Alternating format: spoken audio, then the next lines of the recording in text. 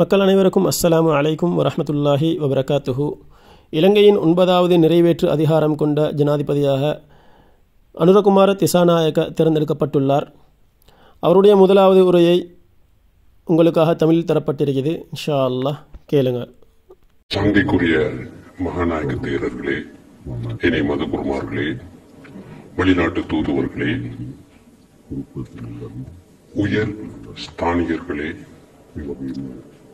பிரதம நீதியரசரே, அழைப்பு விடுக்கப்பட்ட சிறப்பு அதிதிகளே, எமது நாட்டின் சனநாயகத்தின் மிக முக்கியமான பண்பு மக்களால் தம்மை ஆள்வதற்கான ஆட்சியாளரை தெரிவு செய்து கொள்வது என்பது எங்களுக்கு தெரியும். எனினும் தேர்தலின் போது வாக்குகளை அளித்தல் மற்றும் ஆட்சியாளரை தெரிவு செய்து கொள்வதால் மாத்திரம் சனநாயகம் முற்று பெற மாட்டாது. அது சனநாயகத்தின் ஒரு அடிப்படை அம்சமாக அமைந்த போதிலும் எமது நாட்டில் சனநாயகத்தை பலப்படுத்துவதற்கான கட்டமைப்புகளின் பலம் பொருந்திய தன்மை, அதே போலவே சட்டங்களின் பலம் வாய்ந்த தன்மை அவசியம் என்பதை நாங்கள் ஏற்றுக்கொள்கிறோம். எனவே நான் முதலில் எமது நாட்டு மக்களுக்கு ஒரு விடயத்தை ஞாபகப்படுத்த விரும்புகிறேன். இந்த நாட்டின் சனநாயகத்திற்காக எனது உச்ச அளவிலான அர்ப்பணிப்பினை எனது பதவி காலத்தில் வெளிக்காட்டுவேன்.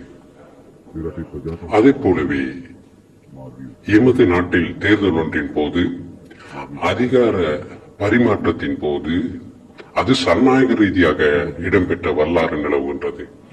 ஒருபோதுமே தேர்தல் ஒன்றின் போது இடம்பெறுகின்ற அதிகார பரிமாற்றத்தை எந்த ஒரு தலைவரும் நிராகரித்ததில்லை.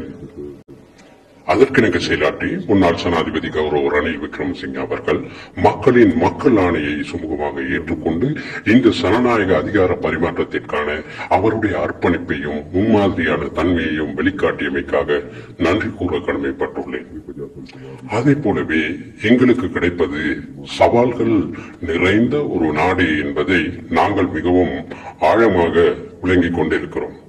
எமது அரசியலில் இதைவிட பரிசுத்தமாக்கப்பட வேண்டிய, மக்கள் பாரிய அளவில் எதிர்பார்க்கின்ற சாதகமான அரசியல் கலாச்சாரம் ஒன்றின் தேவை நிலவுகிறது. நாங்கள் அதற்காக அர்ப்பணிப்பு செய்ய தயார். எமது நாட்டின் அரசியல்வாதி மற்றும் அரசியல் பற்றி பிரஜைகள் மத்தியில் பாதகமான ஒரு அபிப்பிராயமே நிலவுகிறது. அது பொருத்தமற்ற ஒரு இடம் என்றே கருதுகிறோம்.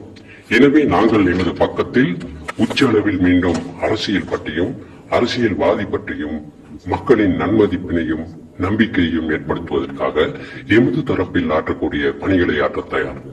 அத்துடன் எங்களுக்கு கிடைக்கின்ற இந்த ஆழமான நெருக்கடியானது வெறுமனே ஓர் அரசாங்கம் அல்லது அரசியல் கட்சி அல்லது ஒரு தனிநபரால் மாத்திரம் கடந்து செல்லக்கூடிய நிலையில் இருப்பதாக நாங்கள் நம்பவில்லை. ஏனென்றால் நான் இதற்கு முன்னரும் நான் ஒரு மாயாஜால வித்தைக்காரன் அல்லவென கூறியிருக்கிறேன். நான் ஒரு மெஜிக்காரன் அல்ல. நான் இந்த நாட்டில் பிறந்த ஒரு சாதாரண பிரஜை. ஆற்றல்கள் இருக்கின்றன, ஆற்றாமைகளும் இருக்கின்றன, நாம் அறிந்த விடயங்களும் இருக்கின்றன, அறியாத விடயங்களும் இருக்கின்றன.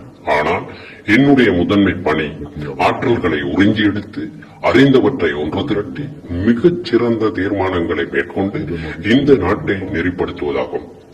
அதனால் அந்த கூட்டான இடையீட்டின் பங்காளியாவது என்னுடைய பொறுப்பாகும்.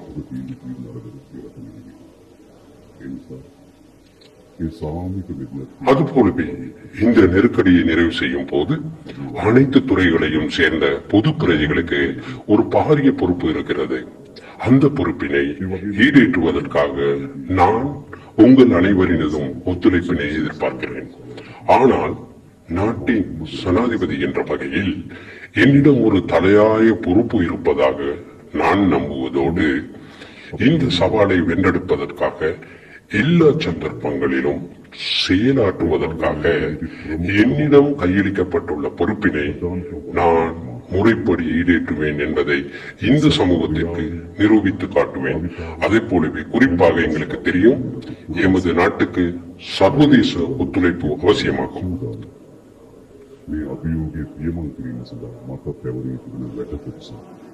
எமது நாட்டுக்கு சர்வதேச ஒத்துழைப்பு அவசியமாவதை போலவே உலக நாடுகள் மத்தியில் இத்தகைய அதிகார பிளவுகள் இருந்தாலும் நாங்கள் உலகில் தனிமைப்படுத்தப்பட்ட ஒரு நாடாக அமைந்துவிட முடியாது. உலகத்துடன் கூட்டாக ஒருங்கிணைந்து பயணிக்க வேண்டும். அதற்கு அவசியமான தீர்மானங்களை மேற்கொள்வதில் நாங்கள் ஒருபோதுமே தயங்க மாட்டோம். அதே போலவே எமது நாட்டை கட்டி எழுப்புகையில் கைத்தொழில் அதிபர்கள், தொழில் முனைவோர் முக்கியமானவர்களாக கருதப்படுவார்கள். எனவே அவர்களை பலம் பொருந்தியவர்களாக கட்டியெழுப்ப அரசாங்கத்தின் செயற்பாடுகளுக்கு ஒத்துழைப்பு வழங்கி உதவுவார்கள் என நாங்கள் நம்புகிறோம். இறுதியாக நான் கூறி வைக்க விரும்புவது, எமது நாட்டின் ஜனநாயகத்தினால் நான் ஜனாதிபதியாக தெரிவு செய்யப்பட்டிருக்கிறேன். அவ்வாறு தெரிவு செய்து கொள்வதற்காக மக்கள் எனக்கு வாக்களித்திருக்கிறார்கள். எனக்கு அளிக்கப்படாத வாக்குகளும் இருக்கின்றன.